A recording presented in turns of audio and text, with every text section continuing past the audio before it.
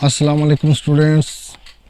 उम्मीद करता हूँ कि आप लोग खैरियत से होंगे और खुश होंगे, खुशबाश होंगे। मैं भी खैरियत से हूँ और अल्हम्दुलिल्लाह खुशबाश हूँ।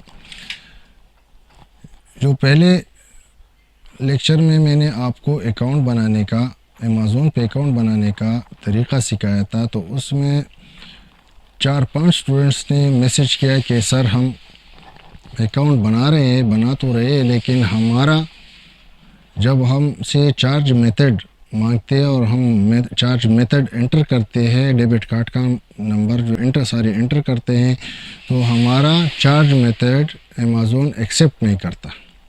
उनको तो मैंने उसी टाइम पे बताया और गलती मेरी भी थी कि मैंने जो है ना वो मुझसे रह गया था, मैंने आपको नहीं बताया था।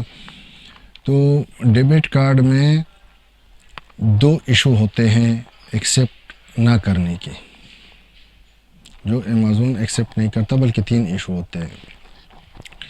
एक इशू तो ये है कि अमेज़ॉन कुछ बैंकों का डेबिट कार्ड एक्सेप्ट करता है और कुछ बैंकों का एक्सेप्ट नहीं करता, कुछ का क्रेडिट कार्ड एक्सेप्ट करते हैं। तो अमेज़ॉन जिन बैंकों का डेबिट कार्ड एक्सेप्ट करता है उसमें मीज़ान बैंक है, फैसल बैंक है। मेरा तो ख़ुद मीज़ान बैंक का मैं चला रहा हूँ। तो और दूसरी बात, इसमें जो दूसरा इशू है वो मीज़ान और फैसल बैंक के साथ जो जैसा UBL या MCBA जिसका एक्सेप्ट करते हैं, तो उसमें फिर बैंक की तरफ से जब आपका डेबिट कार्ड का सेशन ऑन ना हो ट्रांजैक्शन के लिए, ऑनलाइन ट्रांजैक्शन के लिए, इंटरनेशनल ट्रांजैक्शन के लिए, तो आप नहीं कर सकते। उसके लिए आपने मुतल्लिका बैंक के कस्टमर सर्विस को, हेल्पलाइन को कॉल करना पड़ता है और उसको बताते हैं कि मेरा ये ट्रांजैक्शन का जो सेशन है डेबिट कार्ड का, ये ऑन करे 24 घंटे के लिए, 48 घंटे के लिए वो ऑन करते हैं और आपसे जो है ना वो फिर आप वो ट्रांजैक्शन कर सकते हैं। ये इशू हो गया 2 नंबर, यानी 2 इशू हो गए। एक ये कि अमेज़ॉन उस बैंक के डेबिट कार्ड को एक्सेप्ट करे, नंबर 2 कि उसका सेशन ऑन हो। मीज़ान बैंक ऑन करने की ज़रूरत नहीं पड़ता, वो जो है ना वो ऑन रहता है, चाहे आप किसी भी टाइम आप करें तो वो उसमें वो मसला नहीं होता। लेकिन बाकी बैंकों में ये होता है कि आपको सेशन ऑन करना पड़ता है। और 3 नंबर पे ये है कि आपके अकाउंट में उस टाइम पे $39.9 जो अमेज़ॉन आपसे चार्ज लेता है, और यानी आपका अकाउंट डॉलर में है तो इतने डॉलर होने चाहिए। अगर आपका अकाउंट डॉलर में नहीं है, पाकिस्तानी करेंसी में है या किसी दूसरे मुल्क की करेंसी में है, तो इसके जितने पैसे होने चाहिए जिससे $39.9 के बराबर हो, तब आपका चार्ज मेथड अमेज़ॉन एक्सेप्ट करता है। और जब आप चार्ज मेथड देता है तो उसी टाइम पे आपसे वो $39.9 चार्ज करते हैं। तो ये एक मैं इससे खुश भी हूँ कि आप लोग जो है ना मेरे वीडियोस देखते हैं, उसको पसंद करते हैं, लाइक करते हैं और गौर से देखते हैं और उस पर अमल भी करते हैं। इस वीडियो से मुझे ये पता चला कि मेरे स्टूडेंट्स अल्हम्दुलिल्लाह मेरे जो कोर्स सिखा रहा हूँ, मेरे ट्रेनिंग पे अमल भी कर रहे हैं, यानी लोग बना रहे हैं, सिर्फ सुन नहीं रहे हैं, सीख नहीं रहे हैं, उस पे प्रैक्टिकल भी कर रहे हैं।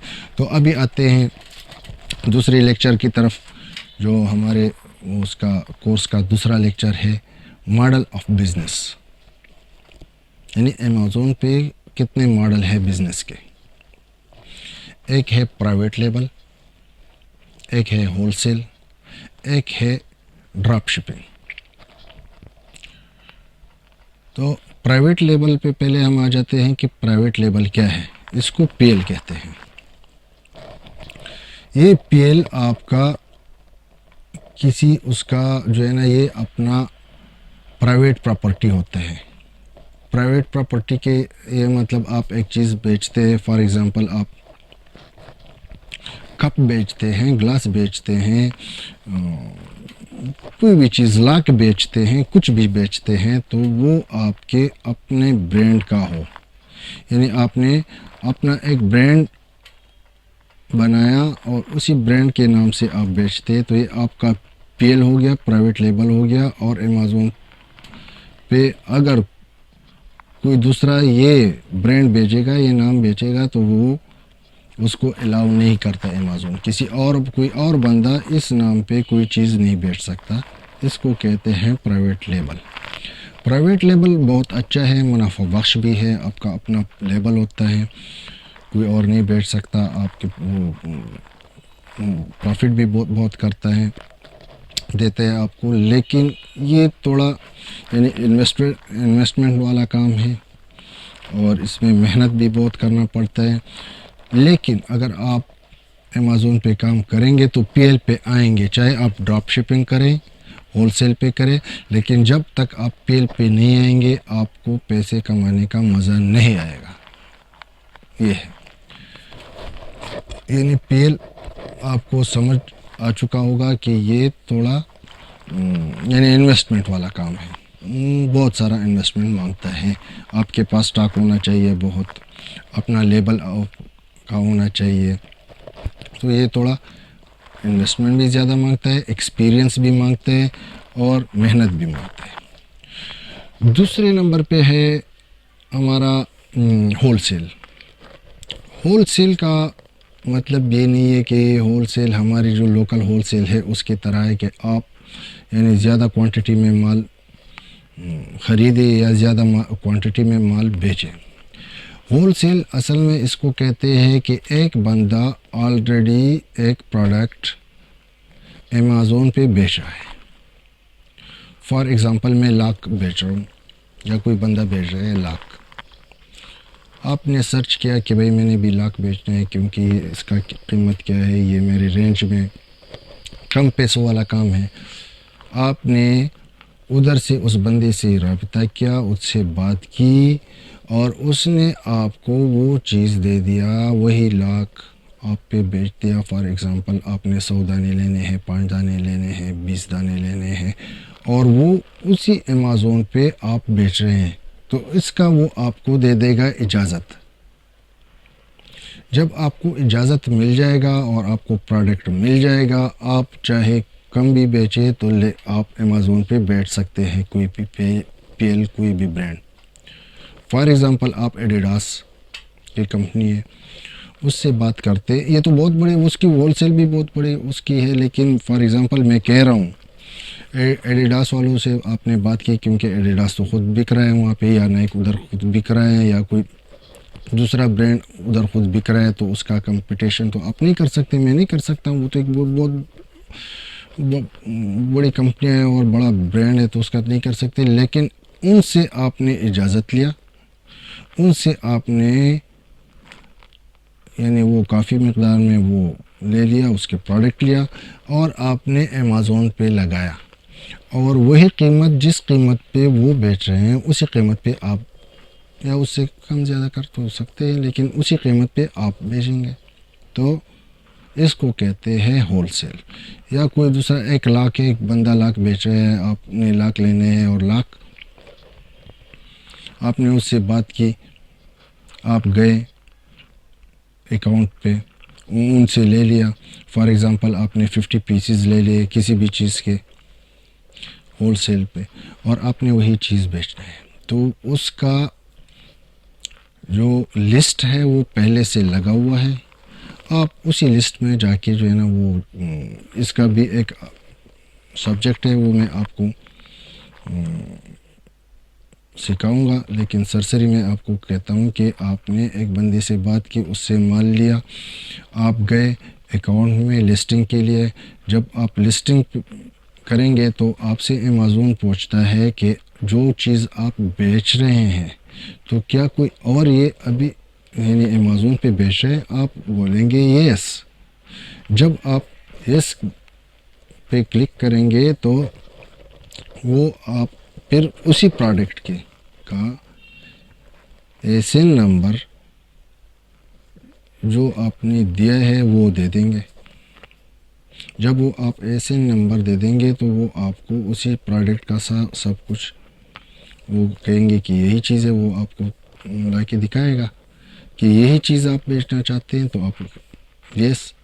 जब वो चीज़ आप यस कहेंगे तो वो फिर आपसे जो अमेज़ॉन रिक्वायर करता है, फॉर एग्ज़ाम्पल वो उसका जो इनवॉइस है वो रिक्वायर करता है, जो चीज़ वो आपसे रिक्वायर करता है तो वो सेलर आपको देगा और आप वो इजाज़तनामा है उससे कि आप बैठ सकते हैं, तो आप उसमें टू में हो जाएंगे और आप वही लिस्ट जो लगा हुआ है उसमें आप शामिल हो जाएंगे और आप उसी टाइम से प्रोडक्ट बेचना शुरू कर देंगे।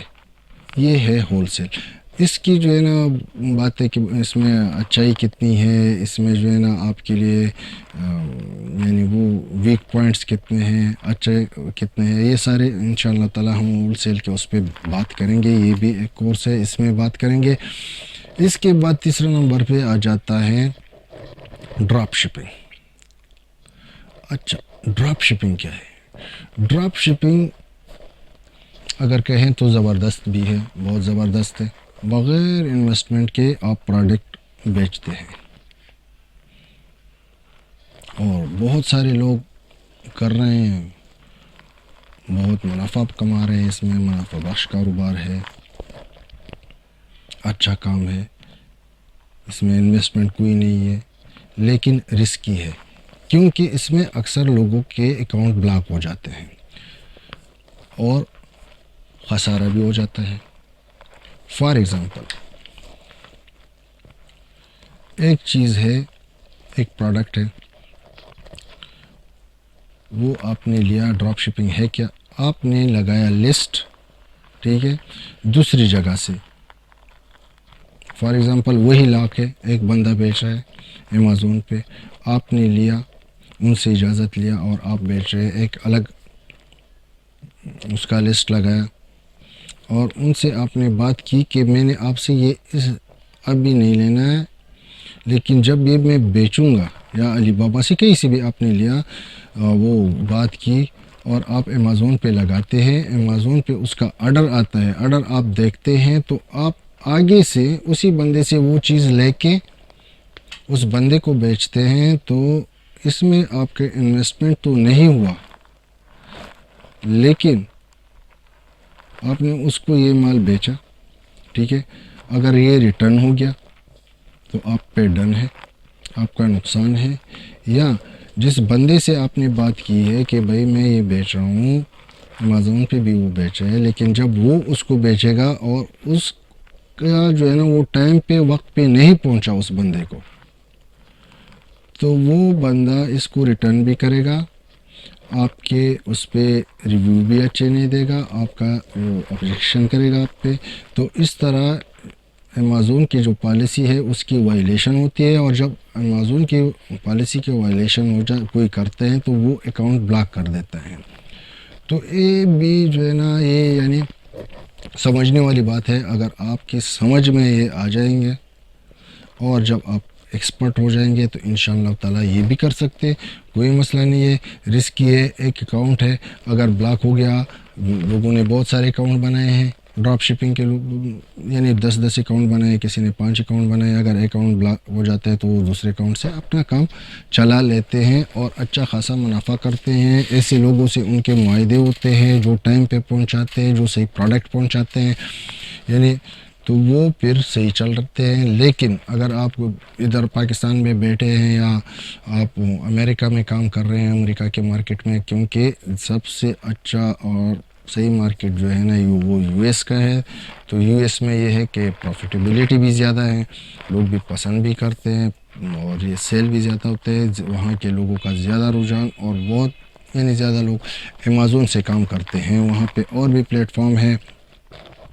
वालमार्ट है वहाँ पे, और भी प्लेटफॉर्म है, लेकिन अमेज़ॉन यानी पूरी दुनिया में छा गया है, तो उधर भी छाया हुआ है, हालांकि वालमार्ट भी उसी के मुकाबले में अब तकरीबन आ रहा है, ये भी है। तो ड्रॉप शिपिंग की मुख्तसरन ये है कि ड्रॉप शिपिंग आप उसी टाइम पे एक चीज़ लेके, जब आपको ऑर्डर आता है तो आप वो चीज़ लेके उस बंदे को देते हैं, तो इसका नाम है ड्रॉप शिपिंग।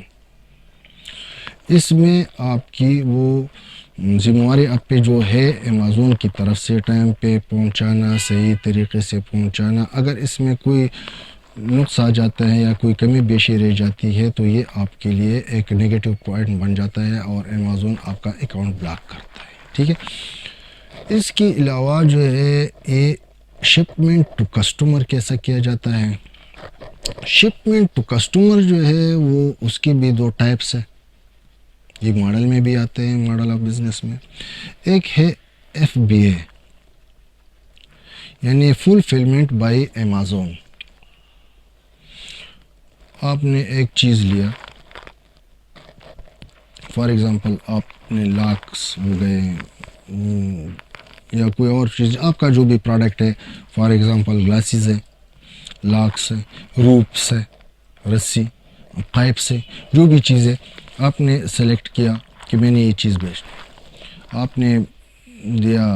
पाकिस्तान से तो हम कर नहीं सकते, अगर अमेरिका में बंदा US में है या आप दुबई में काम करते हैं, दुबई में है, या सऊदीया में काम करते, सऊदीया में है, तो आप तो ख़ुद बेच सकते हैं। लेकिन इधर से पाकिस्तान से एक चीज़ ख़ुद दुबई भेजना या US भेजना, UK भेजना, यूरोप भेजना, वो लेंथी प्रोसेस है, टाइम लगता है आपके प्रोडक्ट पहुंचने में। चाहे उस पता नहीं उस बंदे का उस टाइम पे वो मूड हो ना हो, उसको वो चीज़ जल्दी चाहिए और आपके 10-15 दिन लग जाते हैं, तो कोई भी इतना इंतज़ार नहीं करता कि 10-15 दिन आपके प्रोडक्ट के लिए इंतज़ार करें, क्योंकि और लोग उसको 2 दिन में, 4 दिन में, 1 दिन में वो चीज़, वो प्रोडक्ट पहुंचाते हैं। तो आप तो कोई इतना इंतज़ार नहीं करेगा।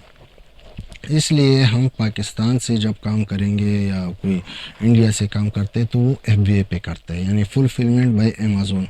आपने अपना प्रोडक्ट अमेज़ॉन के वेयर हाउस तक पहुंचाना है, वो उसके वेयर हाउस पे पहुंचाना है, भेजने उधर पे, और वो सारा काम फिर वो अमेज़ॉन का होता है कि वो अमेज़ॉन अगर आपके एक प्रोडक्ट का ऑर्डर आ जाता है, फॉर एग्ज़ाम्पल आप लाग बेचते हैं या ग्लासेस बेचते हैं, कप्स बेचते हैं, जो भी चीज़ है, फॉर एग्ज़ाम्पल इस टाइम पे मैं ग्लासेस ले लेता हूँ। आपने ग्लासेस जो है ना आपने बेचने हैं, आपने ग्लासेस बेचते अमेज़ॉन के वेयर हाउस पे US में, आपको आ गया ऑर्डर आ गया, तो ये अब अमेज़ॉन की ज़िम्मेवारी है कि वो आपके इस ग्लासेस को पैक करें, उस बंदे तक पहुँचाए टाइम पे, क्योंकि इसमें टाइम का वो ऑप्शन आप पे नहीं आता, वो सारा सिस्टम जो है ना वो उसके हाथ में, अमेज़ॉन के हाथ में चला जाता है। तो सारी ज़िम्मेवारी भी अमेज़ॉन पे आ जाती है कि वो आपका प्रोडक्ट सही तरीके से कस्टमर तक पहुंचाए या कंज्यूमर तक पहुंचाए। और इसमें आपने ऐसा हंट करना है जो यानी एक बंदा मुसलसल इस्तेमाल करता है, यानी कंज्यूमर उसका बन जाता है।